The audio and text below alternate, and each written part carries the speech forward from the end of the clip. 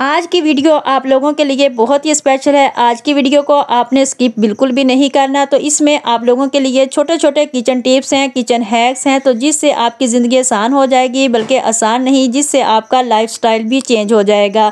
तो ऐसे आपने वीडियो को फुल वॉच करना है।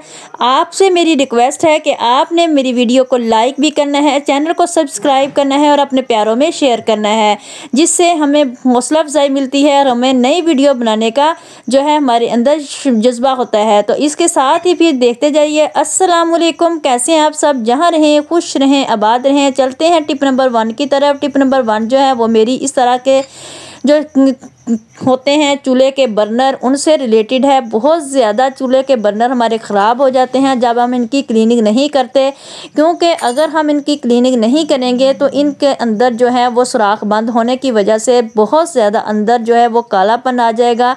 तो अंदर इस तरह से जब इनकी गैस सही तरह से नहीं निकलेगी तो बर्नर अंदर वाली साइड से काले भी हो जाएंगे। ये देखें मेरे हाथों पे जो है वो कालक भी लग गई है। तो इसी तरह से आप देखें कि बर्नर जब सही तरह से काम नहीं करेंगे तो चूल्हे के, तो फिर हीट भी नहीं सही होगी और जो हमारी गैस जो है वो भी ज़ाया होगी। आप लोगों ने इस तरह क्या करना है कि एक पानी ले लेना है। पानी तो आप इसमें बाद में डालिएगा, पहले आपने इसमें वाइट विनीगर डाल देना है, फिर आपने बेकिंग सोडा डाल देना है। बेकिंग सोडा डालने के बाद यानी आपने मीठा सोडा डालना है, फिर आपने थोड़ा सा लेमन डाल देना है। लेमन डालने के बाद आपने अच्छी तरह से इसको ऊपर से रब करना है। फिर आपने तकरीबन इसको 10 से 15 मिनट के लिए छोड़ देना है और फिर गर्म पानी इसके अंदर डाल देना है। ऐसे ही आप इन्हें के पड़ा रहने दें और ऊपर से हल्का हल्का रब करते जाएं। तो देखिए आपके बर्नर जो हैं वो बिल्कुल साफ़ हो जाएंगे। जब भी हम चाय बॉयल करते हैं, बनाते हैं या दूध बॉयल करते हैं, तो इस तरह से जब वो बॉयल हो जाती है या चूल्हे के ऊपर गिर जाती है तो इस तरह इनके बर्नर जो हैं वो ख़राब हो जाते हैं, उनके सुराख सारे बंद हो जाते हैं। देखें कितने ज़्यादा गंदे हो गए थे, काले हो गए थे। तो आप इस तरह से इस टिप को फॉलो करें तो बहुत ही आसानी से आपके बर्नर जो हैं वो साफ़ हो जाएंगे। तो मैंने भी इसके अंदर गर्म पानी डाला है।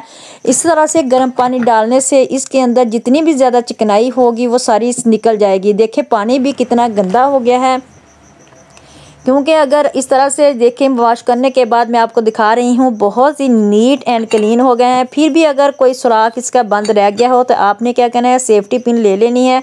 सेफ्टी पिन लेने के बाद आप इसको अच्छी तरह से इनके सुराखों को खोल सकते हैं, क्योंकि अगर जिसके कोई भी सुराख बंद रह गया है तो इस वजह से जो आग है वो बहुत ज़्यादा नहीं निकलेगी और हमारे बर्नर जो है वो अंदर से उनके अंदर जो है वो बहुत ज़्यादा कालक सी लग जाएगी और बहुत ज़्यादा बर्तन भी काले होंगे और आपका चूल्हा सही तरह से काम नहीं करेगा। तो इस तरह से हमारी गैस भी ज़ाया होगी। सर्दियां आने से पहले पहले आप ये काम कर लें ताकि आपके लिए आसानी पैदा हो। इसी तरह नेक्स्ट टिप जो है वो भी मेरी क्लिनिक से रिलेटेड है कि प्रेशर कुकर का ढक्कन जब हम इस्तेमाल करते हैं तो वो इसके अंदर जो छोटे सुराख होते हैं यानी वेट वाले, तो वो इसके ऊपर जो है वो बंद हो जाते हैं। इसमें बहुत ज़्यादा चिकनाई जम जाती है, ख़ास तौर पर जब हम जिस तरह दाल का तड़का बनाकर हम इसको पकाते हैं या इसमें कोई भी चीज़ हम बनाएं तो इसका सुराख जो है वो बंद हो जाता है और इसमें ज़्यादा गैस नहीं निकलती। फिर आप देखें कि अगर ये हमारी इस गैस सही तरह से नहीं निकलेगी, जब हमारा प्रेशर सही तरह से चलेगा नहीं, तो फिर कुकर के फटने का खतरा भी होता है। तो आपने एक सेफ्टी पिन ले लेनी है और इस तरह इसके सुराखों में डाल के आपने बिल्कुल इस तरह से साफ़ कर लेना है, क्योंकि जिस तरह से हम सेफ्टी पिन को अंदर डालेंगे, सेफ्टी पिन हमारे हाथ से छूट के अंदर सारा नहीं जाएगा। फिर आपने इसके ऊपर पानी डाल लेना है। पानी डाल के आप देखें कि आपका ढक्कन बिल्कुल साफ़ हो जाएगा और अंदर देखें कितने ज़र्रे जो हैं वो चिकनाई के बाहर आ गए हैं। आपने गर्म पानी डालना है ताकि गर्म पानी डालने से इसके अंदर जितने भी चिकनाई के या जो भी इसके अंदर मैल है वो सारी निकल जाए। और एक सेफ्टी पिन का कमाल है जिससे हम एक कुकर के प्रेशर कुकर के ढक्कन की अच्छी तरह से सफाई कर सकेंगे। तो इसी तरह से देखें पानी बहुत गंदा हो गया है और इसमें बहुत ज़्यादा छोटे छोटे ज़र्रे भी हो गए हैं। तो एक इसी तरह से नेक्स्ट टिप जो है वो भी मेरी बर्तनों से रिलेटेड है कि अपने घर के सारे बर्तनों को एक सेफ्टी पिन की मदद से ही साफ़ करें, यानी वॉश करें इनको। को तो देखें हमारे बर्तन जो हैं वो इस तरह से जब हम वॉश करते हैं या कोई भी मेड वॉश करती है तो इसको सही तरह से वॉश नहीं करती। आपने क्या करना है कि एक सेफ्टी पिन लेनी है और सेफ्टी पिन लेने के बाद आपने इस तरह से जो प्लेटें होती हैं या हमारे गिलास होते हैं या इस तरह के डिब्बे होते हैं उनके साइडों पे किनारों पे इस तरह से साबुन वगैरह भी जम जाता है, क्योंकि अगर हम बर्तन वॉश करते हैं तो इस तरह से वो सही तरह से साबुन नहीं निकालती। आपने इस तरह से एक सेफ्टी पिन लेना है और जितनी भी इसके अंदर चिकनाई वगैरह होगी, मैल होगी, आपको वाज़िया नज़र आएगी। तो इस तरह से ये देखें, आप देखते जाइए, बहुत ही आसानी से हम अंदर तक की तह तक इसको साफ़ कर लेंगे। तो आप देखेंगे कि आपके बर्तन जो हैं वो चमक उठेंगे। फिर आप इसको वैसे ही कपड़े की मदद से साफ़ कर लें या आप इनको अच्छी तरह से वॉश भी कर सकते हैं साबुन लगाने के बाद। तो इस तरह से मैंने जितने भी मेरे बर्तन थे इनको अच्छी तरह से सेफ्टी पिन की मदद से आप देखते जाइए कि कितनी ज़्यादा मैल निकल रही है। तो इस तरह से आपके बर्तन जो है वो गंदे भी नहीं लगेंगे और पड़े हुए भी जब आप इस्तेमाल करेंगे तो इसमें ज़्यादा बैक्टीरिया या कोई भी जरासीम नहीं होंगे। तो इनको अच्छी तरह से इस तरह से वॉश किया करें। वॉश करने के बाद फिर ही आप इस्तेमाल किया करें तो आपके बर्तनों पे बहुत ज़्यादा शाइन आ जाएगी, आपका कम वक्त लगेगा। और इस तरह से हमारे घर की जो अच्छी तरह से बर्तन वॉश करते हैं तो अच्छी तरह से देखने के बाद ये देखें कितनी ज़्यादा इसके अंदर से निकली है। अगर हम इनको वक्तन इस तरह से नहीं निकालेंगे तो हमारे बर्तन जो है वो बहुत ज़्यादा गंदे नज़र आएंगे। और इस तरह से हम इस छोटी छोटी जो टिप्स होती हैं वो हमारी ज़िंदगी को आसान बना देती हैं। इन टिप्स पर अमल करके आप अपनी ज़िंदगी को आसान बनाएं। तो फिर मैंने ये देखें आपके सामने इस तरह से बर्तनों को वॉश कर देना है। वॉश करने के बाद हम इनको खुश्क करके एक जगह पे, तो हम इनको जहाँ पे इनका जगह होगी असली तो वहाँ पे हम इनको रख देंगे। तो बर्तनों को लहदा खुश्क करके ही रखना चाहिए। अगर हम गिले गिले इकट्ठे बर्तन रख देंगे फिर भी उनमें स्मेल आना स्टार्ट हो जाती है।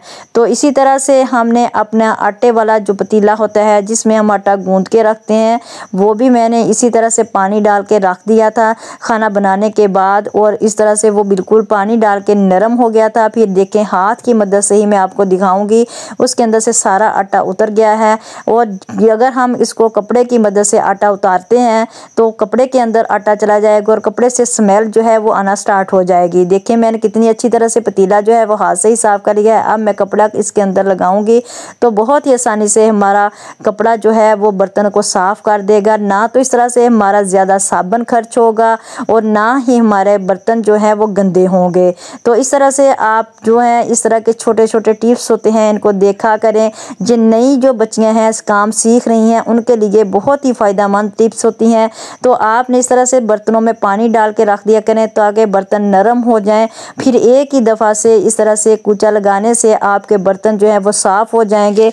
आप देखते जाइए कि मैंने किस तरह से बर्तनों को साफ़ करना है और किस तरह से इनको चमकाना है, आप देखते जाइए। तो उम्मीद करती हूँ आज की ये सारी टिप्स आपके लिए बहुत ही अहम है। ये बिल्कुल नई आने वाली नई सीखने वाली बच्चियों के लिए हैं। तो इस तरह से आपका सिर्फ 1 मिनट भी नहीं लगेगा, आप इस तरह से ढेरों बर्तन जो हैं वो वॉश कर लेंगे। बहुत ही आसानी से आपके बर्तन जो हैं वो वॉश हो जाएंगे। तो उम्मीद करती हूँ कि आप इन टिप्स को लाजमी फॉलो करेंगे। बहुत ही आसानी से ये देखें मैंने इस तरह से पतीलियाँ जो हैं वो साफ़ करके रख ली हैं। आप इस तरह से अपने घर की सारी पतीलियाँ जो हैं इनमें साथ साथ पानी डालते जाएं।